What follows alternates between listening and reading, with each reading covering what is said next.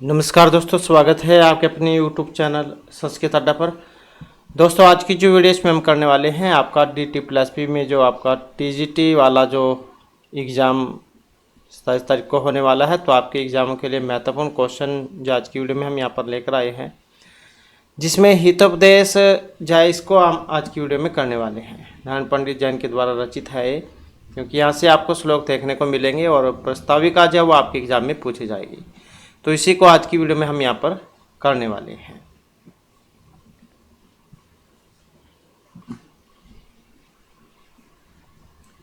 तो जिसमें यहाँ पर हमारा पहला जो श्लोक है, क्या इसमें कहा गया था, तो सिद्धि साधे शताम तुहु प्रसाद प्रसाद तस्य दुर्जटे है जानवी फल लेख एव यत मूर्धनि शशिनी कला, कि जिनके ललाट पर चंद्रमा की कला गंगा जी के फेन की रेखा के समान शोभायमान है, उन चंद्रशेखर महादेव जी की कृपा से साधुजनों का मनोरथ सिद्ध हो।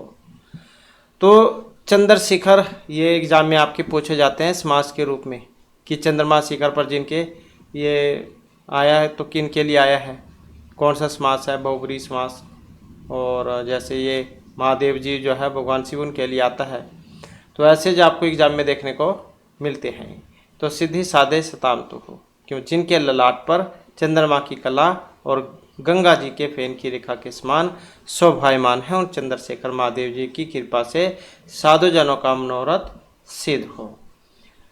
नेक्स्ट जो यहाँ पर श्लोक आ जाता है, श्रुतः हित उपदेश अयम पाठुम संस्कृत उक्तिषु वाचम सर्वत्र वैचित्र्यम नीति विद्याम ददाति च।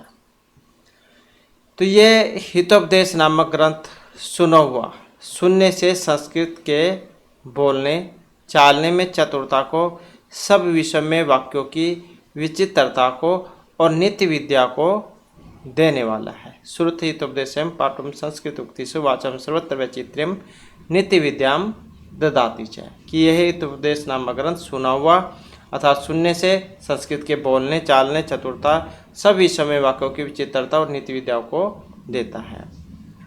नेक्स्ट जो यहाँ पर श्लोक आ जाता है, अजर अमरवत प्रज्ञ विद्यामर्थम च चिंतित गृहीत इव केसरेषु मृत्यु न धर्माचरित, कि बुद्धिमान मनुष्य अपने को कभी भी बूढ़ा नहीं होऊंगा, कभी नहीं मरूंगा ऐसा जानकर विद्या और धन संचय का विचार करे।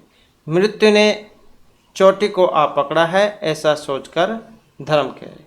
तो अजर अमर मतलब मैं कभी बूढ़ा नहीं होऊंगा या कभी मैं कभी नहीं मरूंगा। तो बुद्धिमान मनुष्य अपने को कभी बूढ़ा नहीं होऊंगा और कभी नहीं मरूंगा ऐसा जानकर विद्या और धन संचय का विचार करे। मृत्यु ने चोटी को आ पकड़ा है ऐसा सोचकर धर्म करे। इसके बाद आ जाता है नेक्स्ट जो श्लोक है यहाँ पर, सर्वद्रव्येषु विद्या एव द्रव्यम आहुर अनुत्तमम आहर्यत्वाद अनत्वाद दक्ष यत्वाद च सर्वदा, कि पंडित लोग सब काल में कभी चौरादी को से नहीं चुराए जाने से, अनमोल होने से और कभी क्षय न होने से, सब पदार्थों में से उत्तम पदार्थ विद्या को ही कहते हैं। कि बुद्धिमान जो लोग हैं पंडित लोग सब काल में चोर आदियों से नहीं चुराए जाने से, अनमोल होने से और कभी क्षय न होने से, पदार्थों में से उत्तम पदार्थ विद्या को ही कहते हैं। तो विद्या के बारे में तो कहा जाता है, दो भाई भी अगर हैं वो भी इसको नहीं बंटवा सकते हैं, वो आपकी धन दौलत पैसे वगैरह सब कुछ आधा आधा हो जाएगा, लेकिन जो आपने विद्या ग्रहण की है सीखी है वो आपके पास ही रहेगी, उसको कोई नहीं बंटवा सकता और न ही कभी नष्ट होती है। अगर आप इसको पढ़ते रहोगे, अपने ज्ञान को फैलाते रहोगे तो और बढ़ेगी, और अगर किसी के साथ नहीं बांटोगे तो ये घट जाएगी।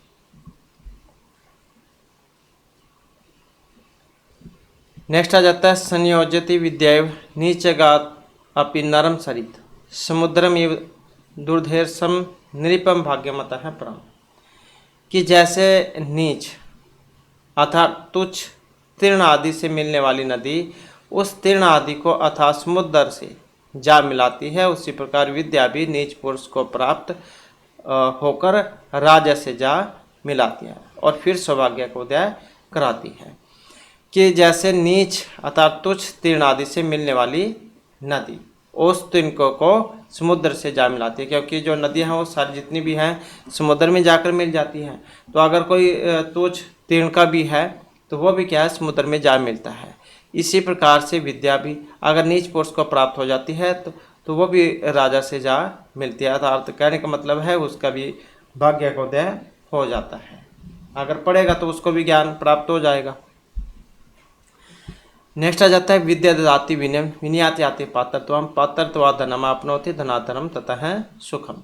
कई बार तो ये भी पूछ लिया जाता है कि जैसे ये श्लोक था ये कहाँ से लिया गया है, तो ये भी आप याद रखिएगा, हितोपदेश जो उसमें से है। ये विद्या मनुष्य को नम्रता देती है, नम्रता से योग्यता आती है, योग्यता से धन प्राप्त होता है, धन से धर्म और फिर धर्म से सुख की प्राप्ति होती है। तो विद्या मनुष्य को नम्रता देगी, नम्रता से योग्यता, योग्यता से धन, धन से धर्म और फिर धर्म से सुख की प्राप्ति होती है।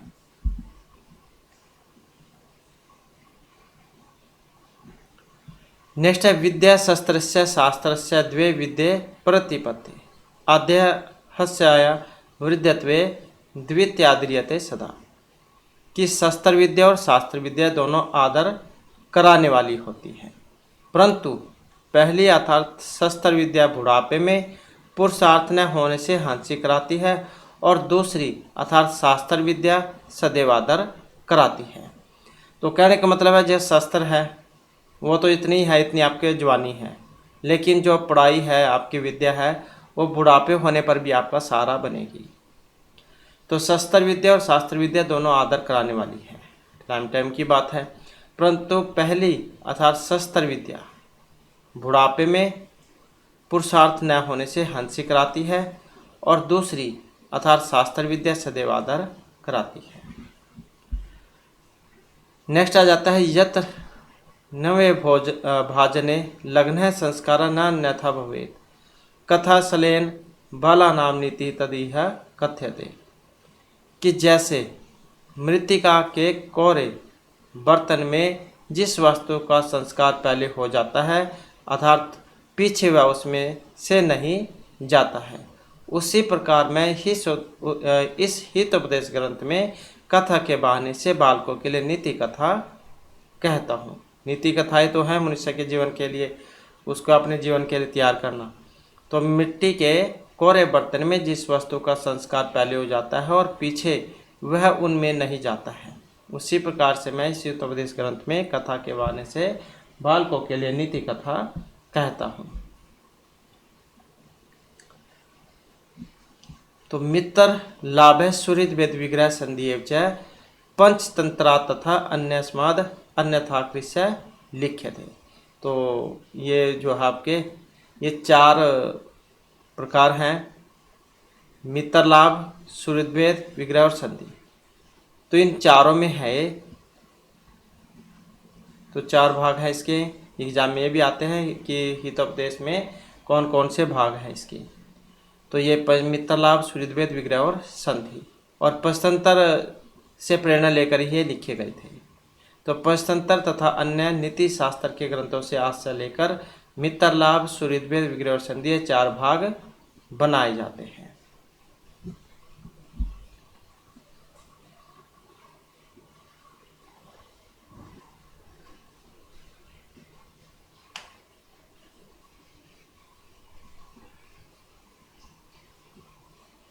तो यहाँ पर इसी के बारे में है कि अस्ति भागीरथ तीरे पाटलिपुत्र नामधेम नगरम।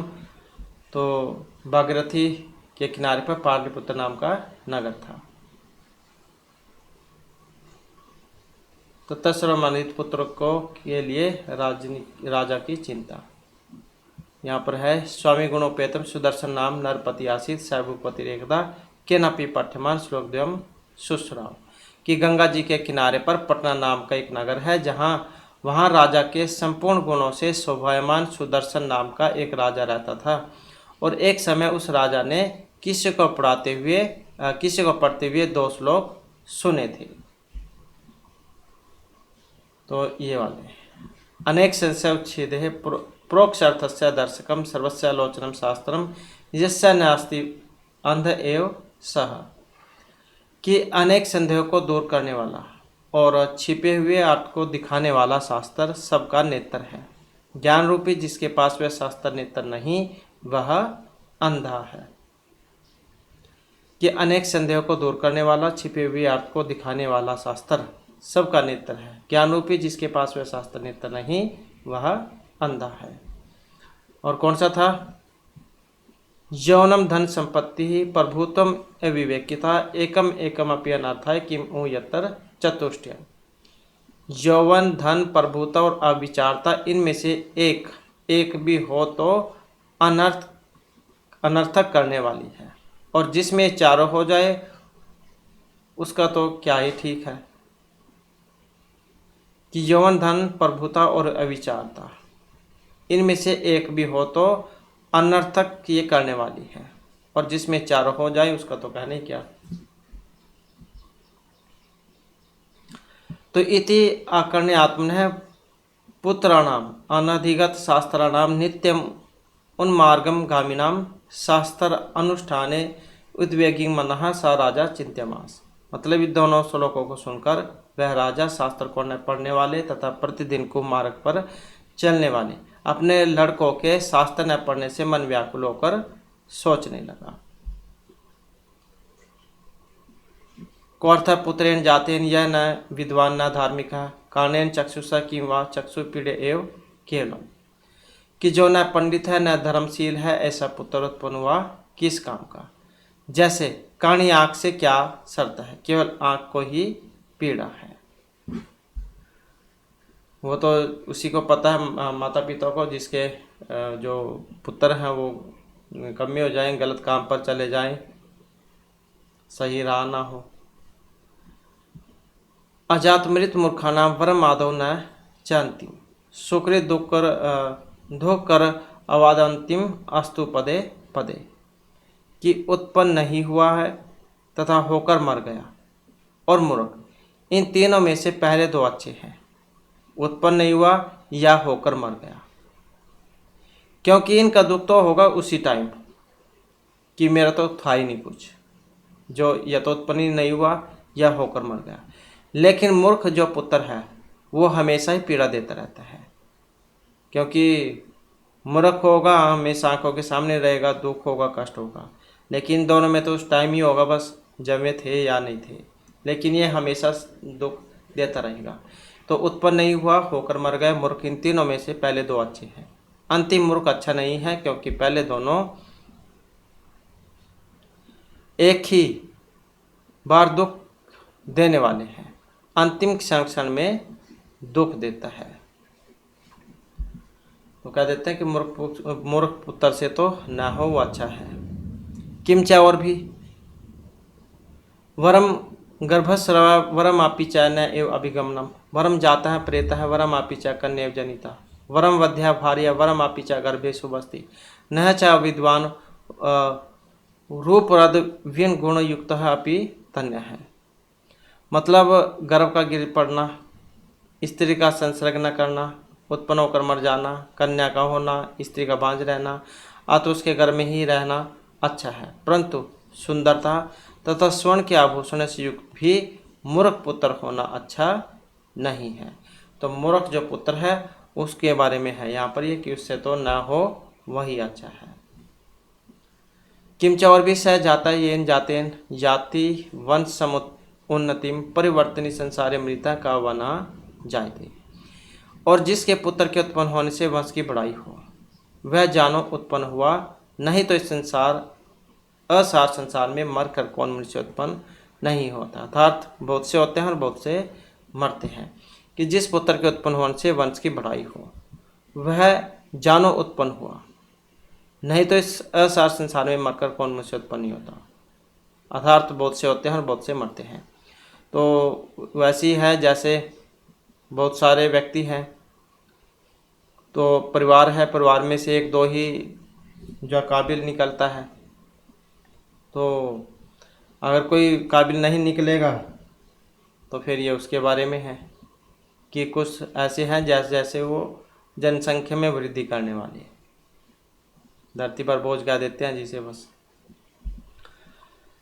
नेक्स्ट है गुणिगण गणना आरंभेन पतति कठिनी सुसंभ्रासम अद्यस्य तेन अम्बयत सूतिनी वदवंध्या कीदृशी नाम।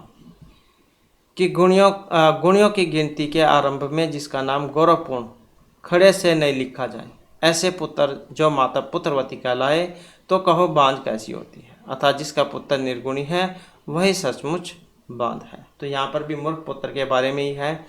तो ये सारे राजा जो है, क्योंकि राजा के पुत्र जब मूर्ख थे, निठल्ले थे और विद्वानी थे, तो सारे उन्हीं को लेकर है। जैसे एक माता पिता है, अगर किसी का बच्चा कामयाब ना हो तो ऐसे क्या क्या जो अपने बच्चे के बारे में सोचते हैं, तो ऐसे ही जो राजा भी अपने बच्चों के बारे में सोचता था। तो उनके बारे में सारे यहाँ पर श्लोक हैं कि एक तो वो है जिसका नाम स्वर्ण अक्षरों में लिखा जाता है, और एक वो भी है मूर्ख पुत्र, तो जो हमेशा जो दुख देता रहता है। तो गुणियों की गिनती के आरंभ में जिसका नाम गौरवपूर्ण खड़े से नहीं लिखा जाए, ऐसे पुत्र जो माता पुत्रवती कहलाए, तो कहो बांझ कैसी होती है। अर्थात जिसका पुत्र निर्गुणी है वही सचमुच बांझ है। तो नेक्स्ट है अपिच दाने तपसी शौर्य चाहिए सन अप्रथितम मन है विद्याम अर्थला में च मातृोच्चार एवं के दान में, तप में, शूरता में, विद्या के पढ़ने में और धन के लाभ में जिसका मन नहीं लगा, वह पुत्र अपनी माता के मलमूत्र के समान वृथा है, बेकार है। मतलब जिसका भी है दान, तप, शूरता, विद्या, पढ़ने में, धन लाभ में जिसका मन नहीं लगा, मतलब एक में तो होना ही चाहिए, तो नहीं तो फिर क्या वो मूर्ख ही है। तो ऐसा तो पुत्र जो अपने माता के मलमूत्र के समान वृथा बतलाया गया है। अपरमच और भी, तो यहाँ पर गुणवान और मूर्ख पुत्र की समीक्षा की गई है। वरम एक गुणी पुत्र न च मूर्ख शतानी अपी, एक चंद्र है तम हंति न चैतारगणा अपी। की और भी कि दूसरे गुणी एक ही पुत्र अच्छा है, परंतु मूर्ख सो अच्छे नहीं, क्योंकि अकेला चंद्रमा अंधेरे को दूर कर देता है, किंतु अनेक तारों के समूह भी नहीं कर सकते। तो यहाँ पर भी एक गुणी पुत्र और मूर्ख पुत्र के बारे में बताया गया है कि एक गुणवान 100 गुणवान मूर्ख पुत्र होने से अच्छा है एक गुणवान पुत्र अच्छा हो। जैसे उसका उदाहरण देते हैं, तो यहाँ पर तो ये तारों का उदाहरण दिया गया है। जैसे चंद्रमा प्रकाश को दूर कर देता है, लेकिन हजारों तारे जहाँ वो भी अंधेरे को दूर नहीं कर सकते। और ऐसे ही इसका लिया जाता है उदाहरण शेर का। तो जैसे शेरनी है, एक पुत्र के होने पर आराम मज़े से सोती है, लेकिन गद्दी जाओ 10 पुत्र के होने पर भी भोजा डोती है। तो मतलब यहाँ पर जो है ये मूर्ख और अच्छे पुत्र के बारे में बतलाया गया है। इसके बाद है पुण्य तीर्थे कृतम येन तप है क्वापि अति दुष्कर्म तस्य पुत्र न भवेद वस्य समृद्ध धार्मिक स्वदेही। कि जिस मनुष्य ने किसी पुण्य तीर्थ में अति कठिन तप किया है, उसी का पुत्र आज्ञाकारी, धनवान, धर्मशील और पंडित होता है। किसको कैसा पुत्र मिलता है, तो ये उसके बारे में बतलाया गया है कि जिस मनुष्य ने किसी पुण्य तीर्थ में अति कठिन तप किया था, उसी का पुत्र आज्ञाकारी, धनवान, धर्मशील और पंडित होता है। नेक्स्ट आ जाता है अर्थ आगम है नित्यम आरोग्यता च प्रिय च भार्य प्रिय वादिनी च वश्यम च पुत्र अर्थ करी च विद्या सर जीवलोकस्य सुखानी राजन। कि हे राजा, नित्य धन का लाभ, आरोग्य, प्रियतमा और मधुर भाषणी स्त्री, आज्ञाकारी पुत्र और धन का लाभ कराने वाली विद्या, ये संसार में 6 सुख बतलाए गए हैं। कौन कौन से? नित्य धन का लाभ, मतलब हर रोज मनी आए, पैसे आए, धन का लाभ हो, और स्वस्थ हो, प्रियतमा और मतलब पत्नी से कर लो यहाँ पर, और मधुर भाषणी स्त्री, आज्ञाकारी पुत्र और धन का लाभ कराने वाली विद्या। तो इस संसार के 6 सुख बतलाए गए हैं। इसके बाद है का धन्य बहुभी पुत्री कुशलापूर्ण आढ़कई वनमेकम कुलालंभी यत्र विश्रूयते पिता। कि कुशल नामक पात्रों से भरे जाने वाले अनाज रखने के आढ़क नामक पात्रों के समान, अर्थात बहुत भोजन करने वाले पुत्रों से कौन बड़ाई पाता है, परंतु जिसके उत्पन्न होने से पिता संसार में विख्यात हो, ऐसा कुल दीपक एक ही पुत्र अच्छा होता है। तो आज कह देते हैं कि ये तो खाने की मशीन है, बस पेट खाते खाते हैं।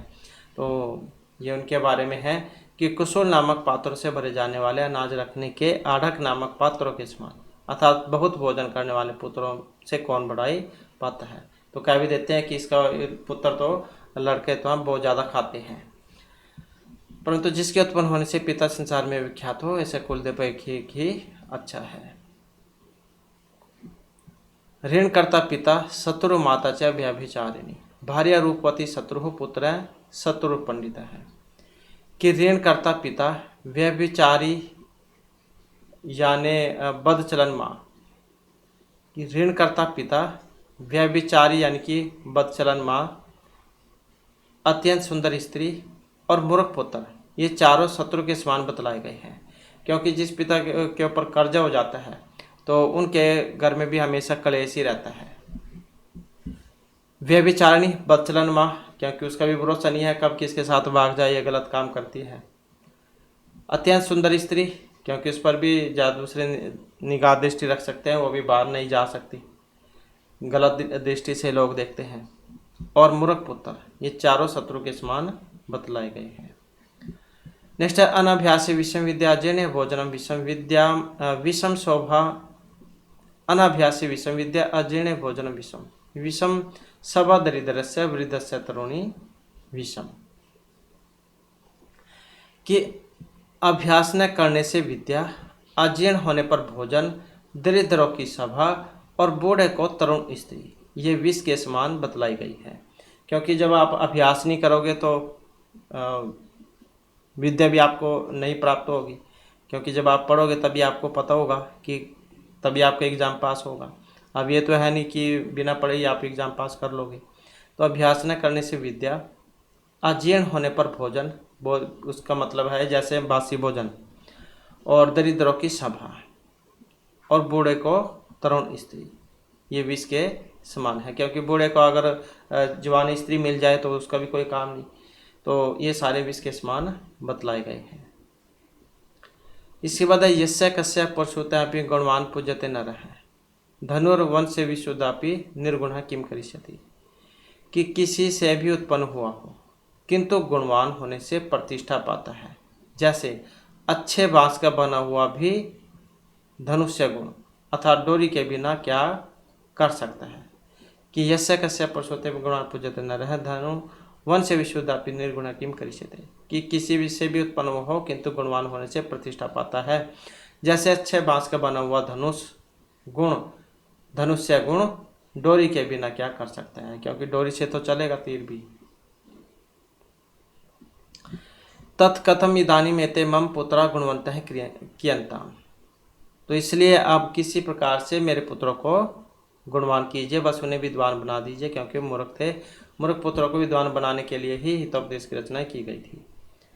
तो आहार निद्राभ्यम मैथुनम च सामान्य में तत्पशु भी नराना, धर्म ही तेषाम अधिका विशेष धर्मेण ही नः पशु भी समानः।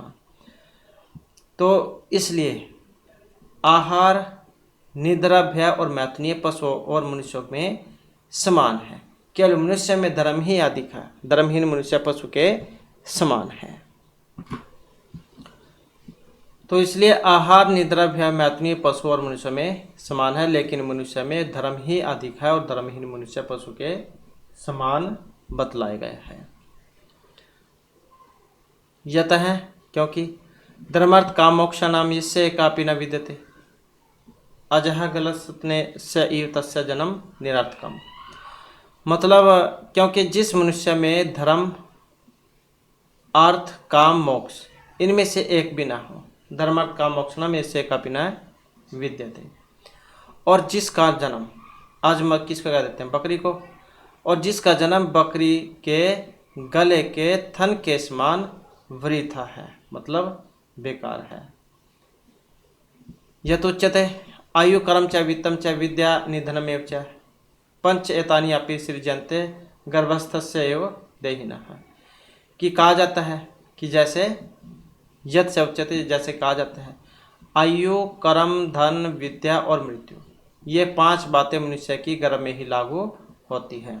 तो कुछ चीज़ें ऐसी हैं जो व्यक्ति जो होता है वो घर में ही सीख जाता है बातें। अगर माता का प्रभाव पड़ता है अपने बच्चे के ऊपर, अगर माता का स्वास्थ्य सही होगा और खान पीना ठीक होगा और अच्छे शास्त्र की विद्या वो उस समय पढ़ती हो, ना कि शराब वगैरह पीती हो, तो गलत काम करती हो, तो इन सारों का जो प्रभाव है एक बच्चे के ऊपर पड़ता है। तो जैसे महाभारत में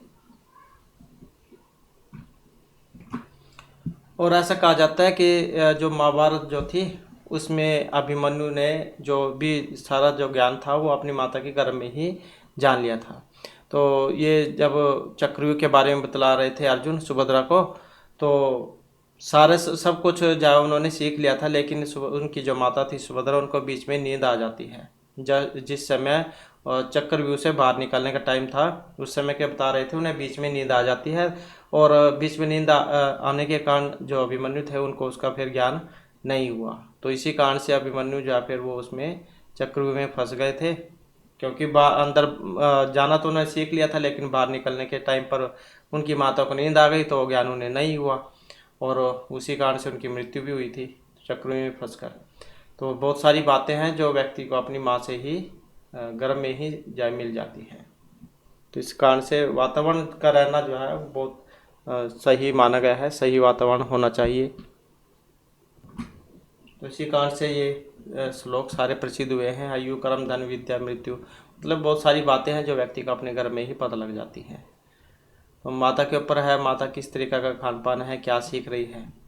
किंच और भी अवश्यम भाविना भावा भवंती महतामापि नगंतम नीलकंठ से महाहिंसनम हरे ही। और अवश्य होनहार विषय बड़े देव को भी होते हैं, जैसे महादेव जी को नगंता और विष्णु का शीश नाग पर लेटना। अपिच और भी यद भावी न तद भावी भावी चेत न तद अन्यथा इति चिंता विषग्न अयम गदः किम न पीयते। और भी जो होनहार नहीं है और जो कभी नहीं होगा, जो होनहार है उससे विपरीत नहीं होगा, अर्थात अवश्य ही होगा। तो इस चिंता रूपी विषयों को नाश करने वाले औषध को क्यों नहीं पीते हैं। इसके बाद है एतत् कार्यक्षणाम नाम के सांचिद आलस्य वचनम न देवम अपि समचिंत्य त्यजेत उद्योगम आत्मन है अनुद्योगेन कहतलम तिलेभ्य प्राप्त महर्ति। कि यह तो कितने ही है कार्य करने में असमर्थों का आलस्य युक्त वचन है। भाग्य को विचार कर केवल दैविक ऊपर ही भरोसा रखकर, मतलब देव के ऊपर ही भरोसा रखकर ही मनुष्य को अपना उद्योग नहीं छोड़ना चाहिए। कह देते हैं कि भगवान के भरोसे कि मेरे कर्म किस्मत में होगा तो मुझे मिल जाएगा, तो ऐसा नहीं है। भगवान भी तभी सारा लगाएगा जब आप कर्म करोगे, अपने मेहनत करोगे, क्योंकि बिना उद्योग के तिलों में से तेल कौन निकाल सकता है। वही बात है, तिल है, अब उसके लिए अगर आप मेहनत करोगे तभी तो तिल में से तेल निकलेगा। तो अगर आप भगवान के भरोसे बैठे रहोगे कि भगवान अपने आप ही तेल निकालेंगे, तो ऐसा तो हो नहीं सकता। तो यही काम आपके पढ़ाई के ऊपर भी लागू होता है। तो भगवान भी आपको तभी सहारा देगा जब आप स्वयं मेहनत करोगे। तो बिना मेहनत करे कुछ नहीं मिलता। तो केवल कि आधे बहुत सारे सोच के रखते हैं कि मेरी किस्मत में भाग्य के भरोसे होगा तो मिल जाएगा, लेकिन काम भी करना पड़ता है, कर्म तो करना ही पड़ेगा। तो गीता में भी जो उपदेश दिया गया था, अर्जुन ने बतलाया था कि तुम्हारा कर्म करने में अधिकार है, फल की चिंता में नहीं, क्योंकि फल जा तुम्हें अपने आप मिल जाएगा, बस तुम्हारा काम है काम करना, कर्म करते रहो। तो जब तुम्हें मिलना होगा तो अपने आप मिल जाएगा। इसके बाद है नच्य उद्योगिनाम पुरुष सिंहम उपैति लक्ष्मी देयम इति का पुरुष वदंती देवम निहत्या कुरु पौरुषम आत्मशक्तिया यत्न कृत्य न सिद्धि का उत्तर दोष है। तो यहाँ पर भी उसकी मेहनत के बारे में है कि और भी उद्योगी जो पुरुषों में सिंह के समान पराक्रमी है, ऐसे श्रेष्ठ मनुष्यों को लक्ष्मी मिलती है, और जो भाग्य में होगा सो मिलेगा। इस प्रकार पुरुषार्थहीन मनुष्य कहते हैं। इसलिए भाग्य को छोड़कर यथाशक्ति यत्न करना चाहिए, और यत्न करने पर जो कार्य सिद्ध नहीं होता तो उसमें आपका दोष नहीं है। मतलब आपका काम है मेहनत करने का, वो आप करो तो आपको उसका फल जब मिलना होगा मिल जाएगा, लेकिन भाग्य के भरोसे छोड़कर जो आपका काम नहीं चलेगा। नेक्स्ट है यथा हे केन चक्रेण न रथस्य गतिर्भवेत् हेम पुरुष कारेण बिना देवम न सिद्ध्यति। कि और जैसे एक पहिए से रथ नहीं चलता, वैसे ही उद्योग के बिना जो प्रारंभ वो नहीं खुलती है। मतलब काम तो करना ही पड़ेगा। तथा च और भी पूर्व जन्म कृतम कर्म तद दैवमिति कथ्यते तस्मात् पुरुष कार्यण यत्नम कुर्यात् तद इंद्रिता है। कि मतलब पूर्व जन्म में किए हुए काम को ही प्रारंभ कहते हैं, इसलिए मनुष्य को आलस्य छोड़कर पुरुषार्थ करना चाहिए। नेक्स्ट है यथामृत पंडित कर्ता कुरुते यद इच्छति एवं आत्मकृतम कर्म मानव प्रतिपद्यते। कि जैसे कुम्हार मिट्टी के लोन से जो चाहता है सो बनाता है, उस तरह मनुष्य भी अपना किया हुआ कर्म पाता है। कुम्हार देखो होगा आपने, तो मिट्टी चाक के ऊपर रखता है और अपने हाथ से कुछ मर्जी आकृति वो बना सकता है। तो यही यहाँ पर इसके बारे में है कि कुम्हार जैसे मिट्टी के लोन से जो चाहता है वो बना सकता है, तो उसी तरह मनुष्य भी अपना किया हुआ कर्म पाता है। मनुष्य भी अगर मेहनत करेगा तो क्या कुछ नहीं पा सकता, तो मेहनत करोगे तभी सफल होगे। नेक्स्ट है काक तालीयवत प्राप्तम दृष्टापि निधिमग्रतः न स्वयं दैवम आदत्ते पुरुषार्थम अपेक्षते। कि काकतालीय न्याय के समान अर्थात अनायास इकट्ठे धन को सामने देखकर भी स्वयं भाग्य ग्रहण नहीं करता है, किंतु कुछ पुरुषार्थ की अपेक्षा होती है। काकतालीय न्याय के समान मतलब अनायास इकट्ठे धन को सामने देखकर भी स्वयं भाग्य ग्रहण नहीं कर पाता, तो किंतु कुछ पुरुषार्थ की अपेक्षा होती है। नेक्स्ट है उद्यमेनी सिद्धंति कार्याणि न मनोरथ न ही सुप्त से सिंहस्य प्रविशन्ति मुखे मृगाः। कि उद्योग से ही कार्य सिद्ध होते हैं, मनोरथ से नहीं। जैसे सोते हुए सिंह के मुंह में मृग अपने आप प्रवेश नहीं करते हैं, तो कुछ तो हिलाना ही पड़ेगा तभी जब काम बनेगा। तो परिश्रम करने से मेहनत करोगे, परिश्रम करोगे तभी सफलता मिलेगी।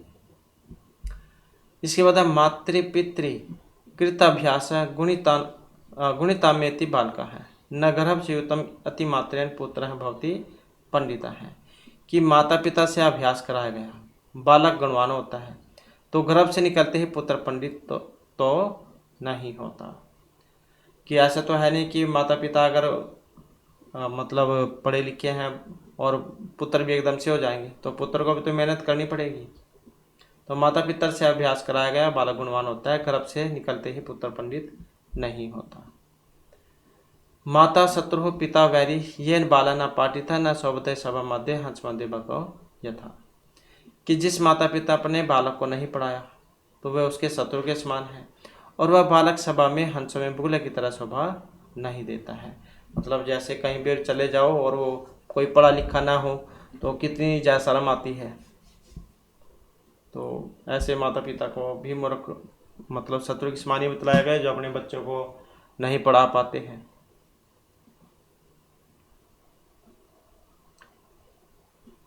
इसके बाद सुदर्शन राजा को विष्णु शर्मा का क्या आश्वासन था।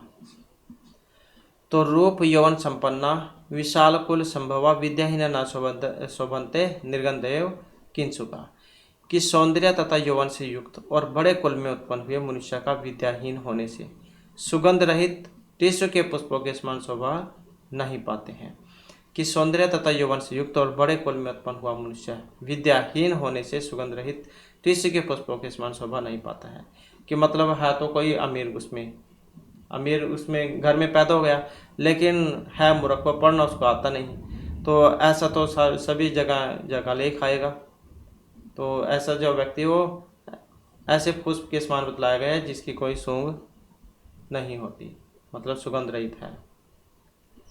मूर्खोपि शोभते तावत सभायाम वस्त्र अवेष्टिते तावत च शोभते मूर्ख यावत किंचित न भाषते।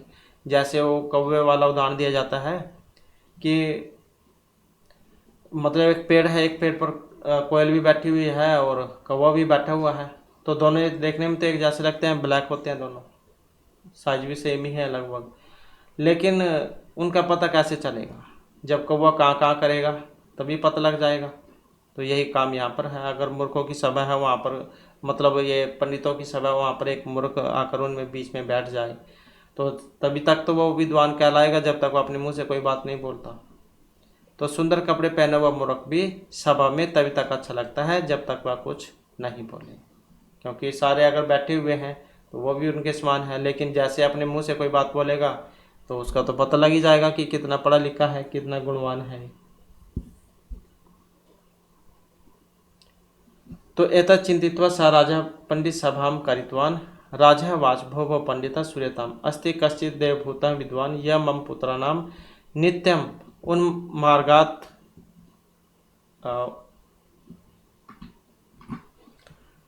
तो नित्यम उन्मार्ग गामिनाम अनधिगत शास्त्राणाम इदानीम नीति शास्त्र उपदेशन पुनर्जन्म कारितुम समर्थ है।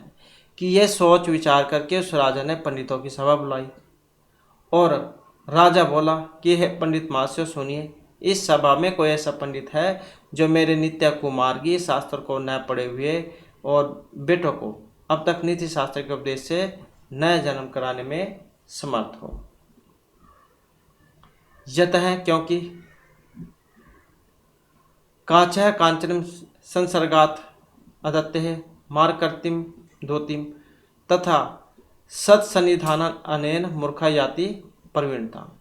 क्योंकि स्वर्ण के संग होने से, कांचन मतलब सोने कह देते हैं, तो स्वर्ण के संग होने से जैसे कांच की मरकत मणि सी शोभा हो जाती है, वैसे ही अच्छे संग से मूर्ख भी चतुर हो जाता है।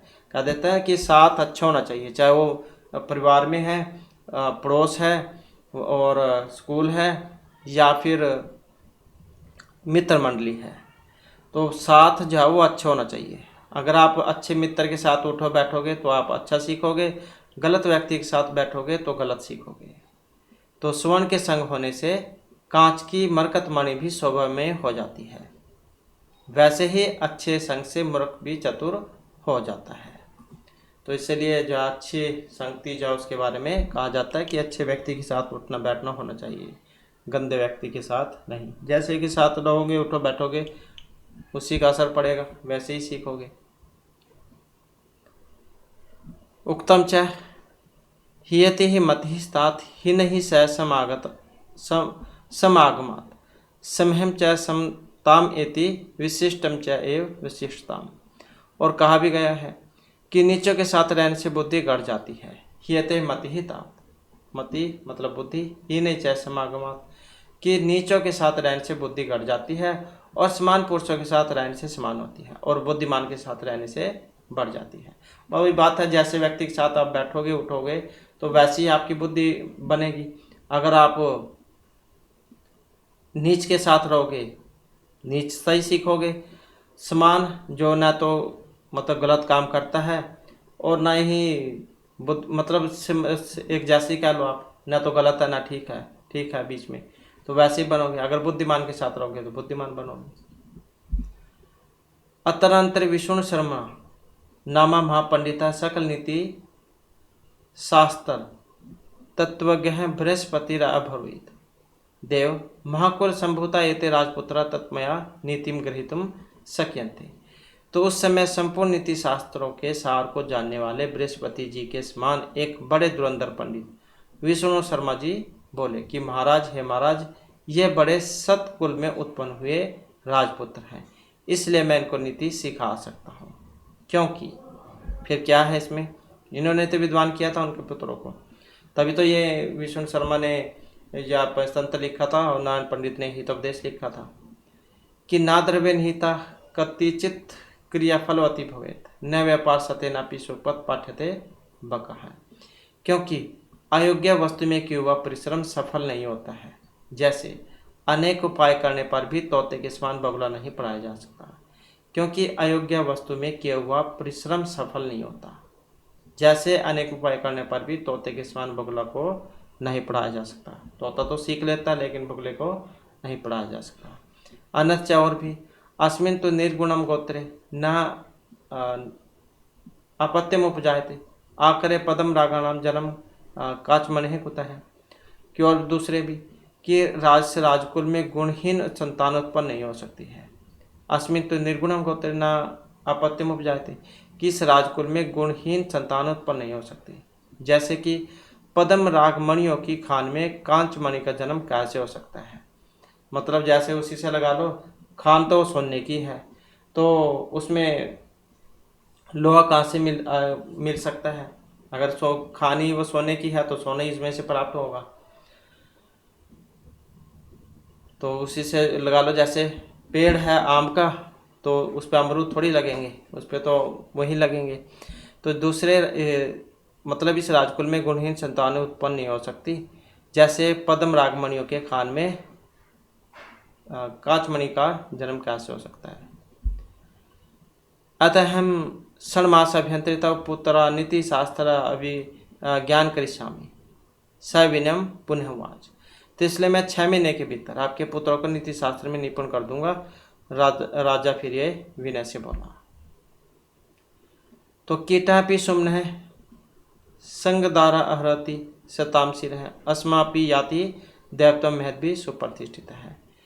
कीड़ा भी पुष्पों के संग से सज्जन के सिर पर पहुंच जाता है और बड़े मनुष्य से स्थापन किया हुआ पाषाण भी देवता मानकर पूजा जाता है।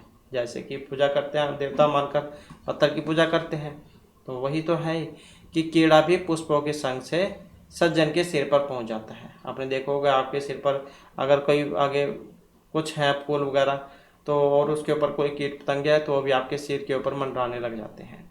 तो कीड़ा भी पुष्पों के संग से सज्जन के सिर पर पहुंच जाता है और बड़े मनुष्य से स्थापन किया हुआ पाषाण भी देवता मानकर पूजा जाता है। अन्यथ से और भी यथा उदय गिरे द्रव्यम सन्निकर्षण दीप्यते तथा सत्सनिधानेन हीनवर्णापि दीप्यते। और दूसरे जैसे उदयाचल की वस्तु सूर्य की किरणों के गिरने से चमकती है।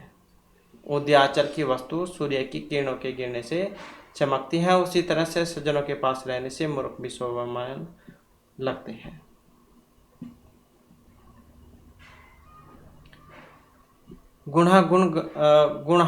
गुणगेषु गुणः भवन्ति ते निर्गुणं प्राप्य भवन्ति दोषाः आस्वादतोयः प्रभवन्ति नद्यः समुद्रमासाद्य भवन्ति अपेयः। कि गुण बुद्धिमान में मिल जाने से गुणी हो जाते हैं और मूर्खों में मिल जाने से वैसे ही वो गुण दोष वाले हो जाते हैं। जैसे मीठे जल वाली नदियाँ समुद्र में मिलकर खारी बन जाती हैं। वही बात है, जो व्यक्ति जैसे के साथ उठे बैठेगा वैसे ही बनेगा। अच्छे के साथ बैठेगा तो अच्छा बनेगा, बुरे के साथ बैठेगा तो बुरा बनेगा। जैसे नदियाँ लगा लो, नदी का पानी मीठा होता है, पीने योग्य होता है, लेकिन जैसे भी समुद्र में मिल जाता है तो खारा हो जाता है, पीने योग्य नहीं रहता। तद एतेषाम् अस्मत्पुत्राणां नीतिशास्त्र उपदेशाय भवन्तः प्रमाणम् इति उक्त्वा तस्य विष्णु शर्मणः बहुमान पुरः शरम पुत्रात् समर्पितवान्।